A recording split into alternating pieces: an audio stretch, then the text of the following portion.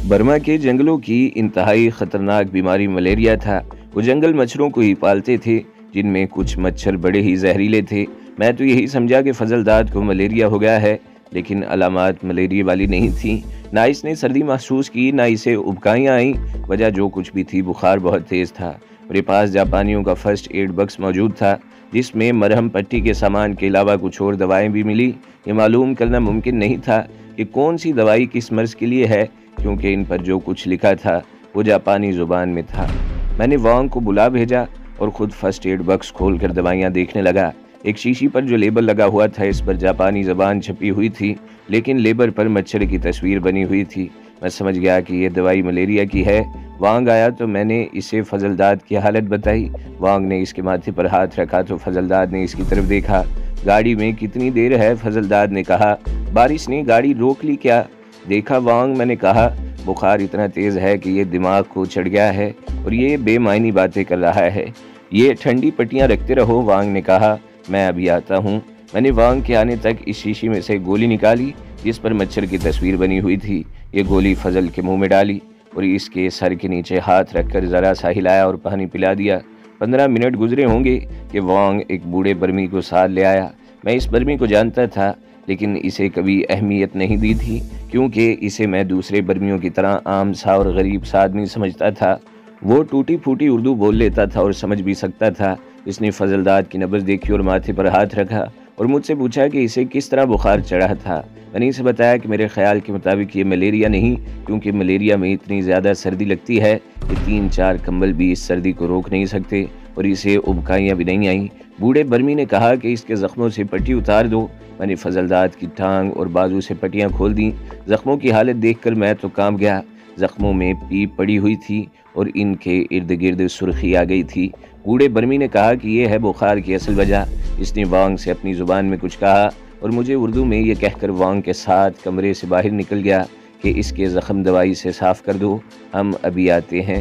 میں نے first aid box میں سے مرہم پٹی والے سامان میں رکھی ہوئی 3-4 بوتلیں کھول کر سونگا۔ ان میں سے مجھے اسپرٹ کی ہلکی ہلکی بو آئی۔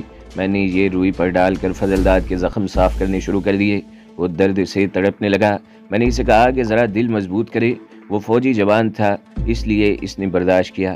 کوئی نصف گھنٹہ بعد وانگ اور بوڑھا برمی آ گئے۔ وہ اپنے ساتھ 2 قسم کے پودوں کے پتے لائے تھے۔ ایک قسم کے پتے زیادہ چوڑے تھے اور دوسرے لمبوترے اور کچھ کم چوڑے تھے۔ بوڑھا برمی باورچی خانے میں چلا گیا۔ اس نے آگ جلا کر پانی گرم ہونے کے لیے رکھا اور ایک قسم کے پتے اس پانی میں صاف کر کے فضل داد کے پاس آ بیٹھا۔ اس نے پتے زخموں پر اس طرح رکھے کہ زخم پوری طرح ڈھک گئے۔ ان پتوں پر ایک اور تہہ پتوں کی رکھ دی اور مجھے کہا کہ اب پٹیاں باندھ دوں۔ میں نے پٹیاں باندھ دی۔ بوڑھا برمی دوسری قسم کے پتے ابلتے ہوئے پانی میں ڈال لے آیا تھا۔ اس نے بتایا کہ 1 گھنٹہ انہیں ابالنا ہے۔ اندازاً 1 گھنٹے بعد اس نے پانی چولہے سے اتارا اور باہر کھلی ہوئی ہوا میں رکھ دیا۔ خاصی دیر بعد اس نے وانگ سے کچھ کہا۔ وانگ باہر نکلا اور جب واپس آیا تو اس کے ہاتھ میں ایک پیالہ تھا۔ اس میں ابلے ہوئے پتوں کا پانی تھا جو اس نے دوسری پیالی میں ڈالا اور اس طرح دونوں پیالیوں میں پانی پھینٹ کر ٹھنڈا کیا اور پھر یہ پانی فضل داد کو اٹھا کر پلا دیا۔ فضل داد کا چہرہ بتا رہا تھا کہ پانی بہت ہی کڑوا ہے۔ بوڑھے برمی نے مجھے کہا کہ 3 گھنٹوں کا اندازہ رکھ کر اسے 1 پیالی اس پانی کی اور پلا دینا۔ اس نے یہ بھی کہا کہ اس کی پٹیاں کل اسی وقت کھلیں گی۔ میں نے بوڑھے برمی اور وانگ سے پوچھا کہ ان پتوں کا کیا اثر ہوگا۔ برمی نے بتایا کہ ان پتوں کا اپنا ایک اثر تو ہے، لیکن اس پانی میں اس نے تھوڑی سی ہلدی بھی ڈالی ہے۔ یہ تو میں جانتا تھا کہ ہلدی زخموں کے لیے بہت اچھی ہوتی ہے۔ وانگ نے بتایا کہ ان پتوں کا پانی اس کی پیپ اندر ہی اندر خشک کر دے گا اور بخار تھوڑی دیر بعد اتر جائے گا۔ 15-20 منٹ بعد ہم نے دیکھا کہ فضل داد کا بڑبڑانا کم ہو گیا تھا اور کچھ دیر بعد ختم ہو گیا۔ اسے سکون سا محسوس ہونے لگا۔ جو ہم نے اس طرح محسوس کیا کہ اس کی بے چینی ختم ہو گئی تھی۔ ٹھنڈے پانی کی پٹیاں جاری رکھی گئیں۔ بوڑھا برمی اور وانگ میرے ساتھ 1.5-2 گھنٹے موجود رہے اور سورج غروب ہو گیا۔ اس وقت وہ اٹھے اور چلے گئے۔ پانی کی پٹیاں روک دی گئیں۔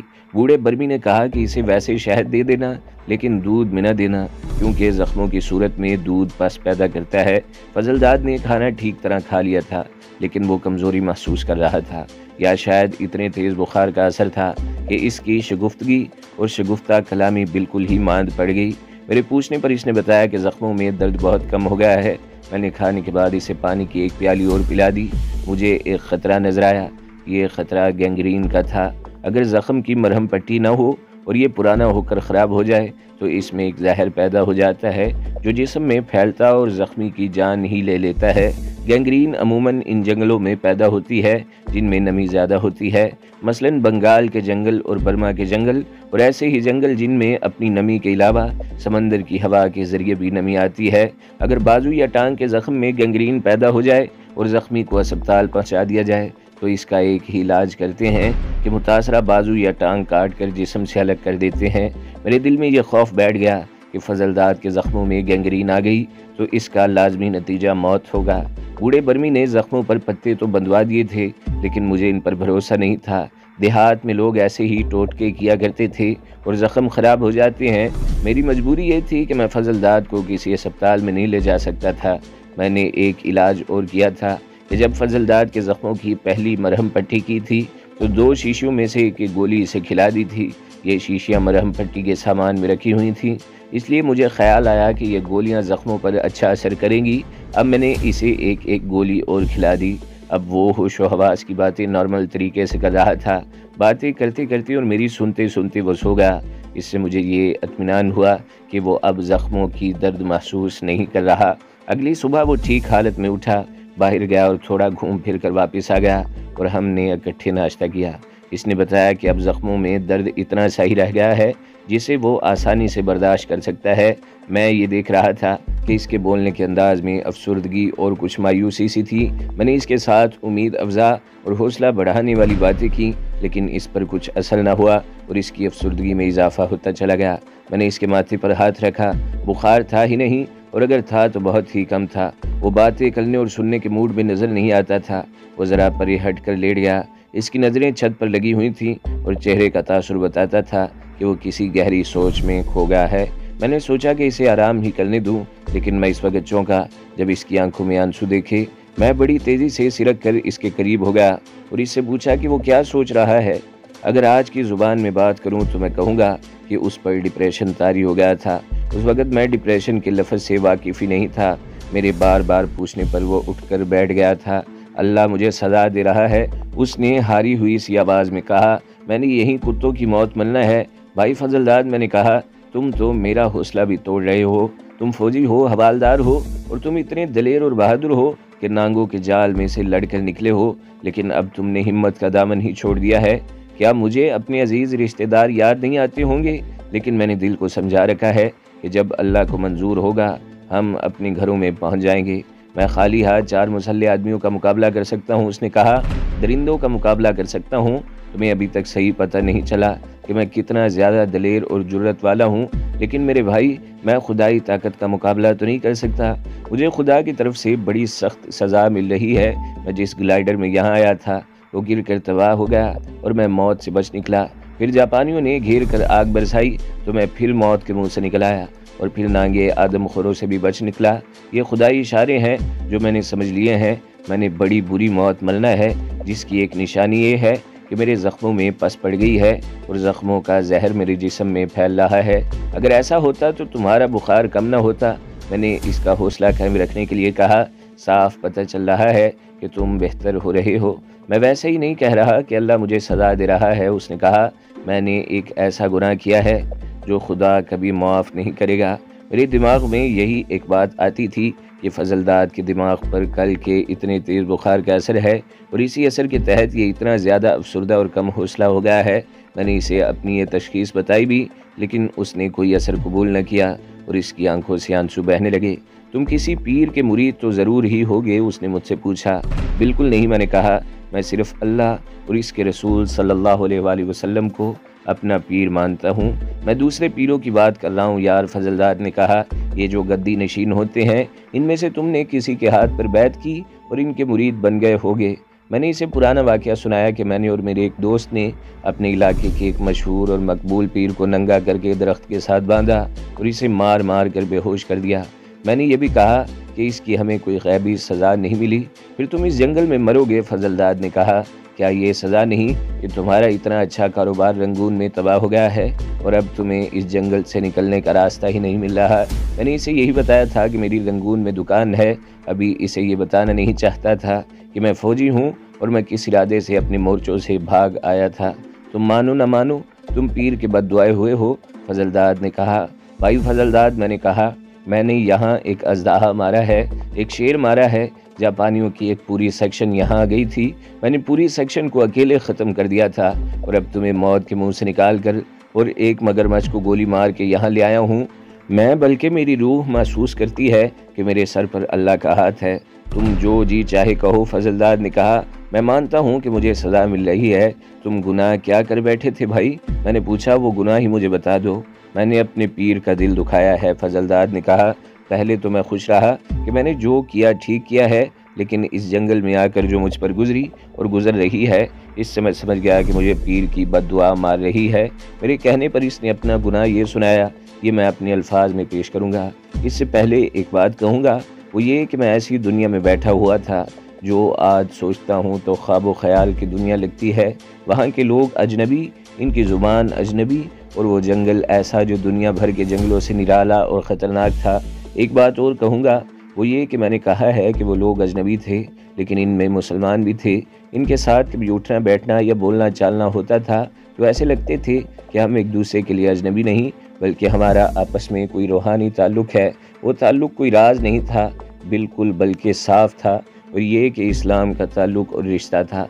मैंने ये बात इसलिए कही है कि मैं अपने वतन से दूर दराज एक घने जंगल में बैठा था, जहाँ की हर चीज़ मेरे लिए नई और निराली थी।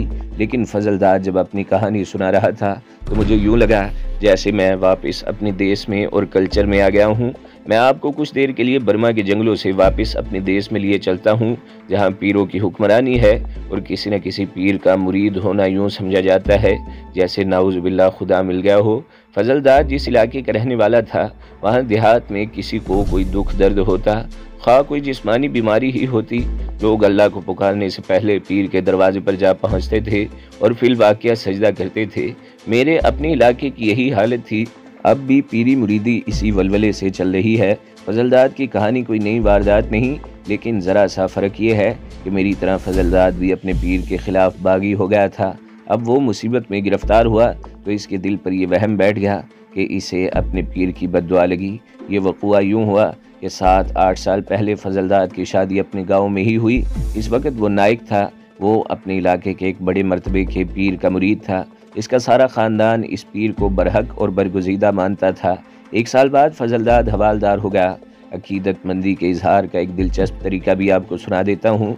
ये मैंने अपनी आंखों देखा है, ये बयान करने की ज़रूरत नहीं। मैं फजलदाद की मिसाल सुनाकर ये तरीका वाज़े कर देता हूँ। फजलदाद जब हवालदार हुआ तो उसने इस तरक्की को पीर का ख़ास करम और ख़ास नवाजिश समझा। वो छुट्टी आया और अगले रोज़ 2 मिरासियों को साथ लिया जो ढोल लाए थे। इसके अपने ख़ानदान का हर फर्द साथ था और कुछ रिश्तेदार भी साथ हो गए। फजलदाद सब्ज़ कपड़े का एक झंडा बनवा कर साथ लाया था। इस पर कलमा तैयबा लिखा हुआ था। ये झंडा एक बांस के साथ लगा हुआ था। झंडा फजलदाद ने अपने हाथ में लिया और ये पूरा जुलूस पीर साहब के घर की तरफ चल पड़ा। आगे आगे दोनों मिरासी ढोल बजाते रहे थे। पीर का घर दूसरे गांव में था, जिसका फासला तकरीबन 3 मील था। ये जुलूस पैदल जा रहा था। 2-3 चिंगीरों में बताशे, फल फ्रूट और मिठाई भी साथ थी। पीर साहब को पहले से इतला कर दी गई थी कि इनका एक मुरीद शुक्राने की हाज़िरी देने आ रहा है। ये जुलूस पीर के दरवाजे पर पहुंचा तो इन्हें कहा गया कि पीर दस्तगीर अपने कमरे में बैठे इनका इंतज़ार कर रहे हैं। फजलदाद ने इस कमरे में जाकर वो झंडा जिस पर कलमा तैयबा लिखा था पीर के कदमों पर रख दिया। फिर इसके पाँव पर सजदा किया, चिंगीरें पेश की और कुछ नजराना नकद पेश किया। पीर ने इसे हवालदारी की तरक्की की मुबारकबाद दी और दुआ की और पेश गोई की कि तुम्हें अभी और तरक्की मिलेगी। जुलूस के साथ जो लोग आए थे इन सब ने पीर के पाँव पर माथा रगड़ा और ये जुलूस ढोल बजाता वापस आ गया। हमारे इलाके में जब किसी का बेटा लड़कपन से निकलकर जवानी में दाखिल होता था तो माँ बाप इसे पीर का मुरीद बनाने के लिए इसी तरह ढोल बजाते एक जुलूस को साथ लेकर पीर के हुजूर हाज़िरी देते थे। वो जब वापस आते तो लोग इन्हें मुबारकबाद देते थे कि इनके लड़के ने पीर के हाथ में बैत कर ली है। अल्लाह का करना यूँ हुआ कि तकरीबन 4 साल गुजर गए। फजलदाद का कोई एक भी बच्चा पैदा न हुआ। लड़की के ससुराल वाले ये तवक्का रखा करते थे कि 1 साल बाद पहला बच्चा पैदा हो जाना चाहिए। बाद ससुराल वाले 1 साल की मज़ीद मोहलत दे दिया करते थे। फिर भी कोई आसार नज़र न आए तो लड़की को शक्की निगाहों से देखना शुरू कर देते हैं। पीरों के पास जा पहुँचते और अपना ये मसला पेश करते हैं। पीर जो कुछ करते हैं اس کی طرف سے یہ لوگ اپنی آنکھیں بند کر لیتے ہیں۔ فضل داد کی شادی کو تو 4 سال ہونے کو آئے تھے، اسے کس طرح معاف کیا جا سکتا تھا؟ فضل داد کو فیملی کوارٹر مل گیا تھا اور اس کی بیوی اس کے ساتھ تھی۔ اس کے دوست اور دیگر ساتھی پوچھتے رہتے تھے کہ بچہ ہوا یا نہیں۔ فضل داد اب یہ کہتے ہوئے شرماتا تھا کہ کوئی بچہ نہیں ہوا۔ اسے وہ اپنی مردانگی پر بہت بڑی چوٹ سمجھتا تھا۔ وہ انگریزوں کا زمانہ تھا، اس کا پلاٹون کمانڈر ایک انگریز لیفٹیننٹ تھا۔ اسی طرح اسے پتہ چل گیا کہ فضل داد کا یہ مسئلہ ہے۔ اس انگریز نے اسے اور اس کی بیوی کو CMH یعنی فوجی اسپتال کے ایک ڈاکٹر کے پاس معائنے کے لیے بھیج دیا۔ وہ ڈاکٹر بھی انگریز تھا۔ اس نے دونوں کا معائنہ کیا اور کچھ ٹیسٹ بھی کیے اور دونوں کے متعلق یہ رپورٹ دی کہ دونوں میں کوئی نقص نہیں۔ اس نے دونوں کو دوائیاں بھی دیں، لیکن 5-6 مہینے دوائیاں استعمال کرنے کے بعد بھی کوئی اثر نہ ہوا۔ فضل داد نے ایک بار چھٹی کے دوران راولپنڈی کی ایک لیڈی ڈاکٹر سے بھی اپنی بیوی کا معائنہ کرایا اور اس لیڈی ڈاکٹر کے کہنے پر فضل داد نے اپنا بھی چیک اپ کروایا اور جو ٹیسٹ ڈاکٹر نے کیا وہ بھی کروایا۔ اس لیڈی ڈاکٹر اور ڈاکٹر نے بھی یہی رپورٹ لکھی کہ دونوں بالکل ٹھیک ہیں، بچے پیدا کرنے کی قدرتی صلاحیت رکھتے ہیں اور کوئی رکاوٹ نہیں۔ انہوں نے بھی جو دوائیاں لکھ کر دیں وہ ان دونوں میاں بیوی نے کھائیں، لیکن نتیجہ صفر رہا۔ فضل داد اور اس کی بیوی کی مائیں بہت ہی پریشان تھی۔ دونوں مائیں باقاعدگی سے پیر کے ہاں جا کر اس کے آگے ماتھے رگڑ رہی تھیں اور نذرانے بھی پیش کر رہی تھیں۔ پیر نے حسب معمول تعویذ بھی دیے اور جو چکر وہ ہر کسی کے ساتھ چلایا کرتا تھا وہ سب آزما دیکھے، لیکن فضل داد بے اولاد رہا۔ فضل داد کی ماں نے اور اس کے بعد اس کے باپ نے بھی اسے یہ کہنا شروع کر دیا کہ اس کی بیوی نے بچہ پیدا کرنا ہوتا تو اب تک پیدا ہو چکا ہوتا۔ اب یہ بات پکی ہو گئی ہے کہ یہ لڑکی بچے پیدا کرنے کے قابل نہیں اور اس کا صرف یہ علاج ہے کہ فضل داد دوسری شادی کرے۔ یہ بیوی رہنا چاہتی ہے تو رہے، ورنہ اسے طلاق دے دی جائے۔ فضل داد نے مجھے سنایا کہ وہ اس بیوی کو کسی قیمت پر طلاق نہیں دینا چاہتا تھا۔ اس کی بیوی اپنی اس بد نصیبی پر روتی تھی۔ فضل داد نے اسے اپنا یہ فیصلہ سنا دیا کہ وہ دوسری شادی نہیں کرے گا، نہ ہی اسے طلاق دے گا۔ فضل داد کے اس فیصلے کی وجہ یہ تھی کہ وہ عام خاوندوں کی طرح بیوی کو اپنی زر خرید لونڈی نہیں سمجھتا تھا، بلکہ اس کے دل میں بیوی کی محبت رچ بس گئی تھی۔ اس لیے نہیں کہ بیوی خاص طور پر خوبصورت تھی، بلکہ فضل داد اسی کے ساتھ شادی کرنا چاہتا تھا اور یہی اسے اچھی لگتی تھی۔ اس بیوی کی عادتیں اور فطرت اس کے حسن سے زیادہ اچھی اور خوبصورت تھی۔ فضل داد اس چھٹی کے دوران اپنے پیر کے پاس گیا، بیوی اس کے ساتھ تھی۔ دونوں نے پیر کے قدموں پر سجدہ کیا اور آنسو بہا کر عرض کی کہ انہیں ایک بچہ عنایت فرمائے۔ پیر نے کہا کہ اسے ایک شک ہو گیا ہے، یہ جنات کی انتقامی کارروائی ہے۔ یہ کاکی کسی ایسی جگہ غلاظت پھینک چکی ہے جو ان جنات کا ڈیرا تھا، یا اس سے کوئی بد پرہیزی یا کسی بزرگ کی بے ادبی ہو گئی ہے۔ پیر نے کہا کہ وہ اصل وجہ معلوم کرنا چاہتا ہے، جس کے لیے ضروری ہے کہ یہ کاکی ان کے پاس اکیلی بیٹھے۔ پیر نے یہ بھی کہا کہ ان کی یا فضل داد کی ماں یا دونوں مائیں ساتھ آ سکتی ہیں، لیکن دونوں باہر بیٹھیں گی۔ فضل داد اس پیر کا مرید تھا اور دل و جان سے اسے پہنچ والا مانتا تھا۔ اس نے بیوی کو ساتھ واپس لے جانے کا ارادہ ترک کر دیا اور پیر کے آستانے سے واپس آ کر اپنی ماں اور اپنی ساس کو بتایا کہ پیر صاحب نے یہ حکم دیا ہے۔ یہ پیر ضعیف العمر تھا، اس کے ہاتھوں میں راشا آ گیا تھا۔ پیر کے 2 بیٹے تھے، بڑا بیٹا بال بچے دار تھا اور دوسرے کی ابھی شادی نہیں ہوئی تھی۔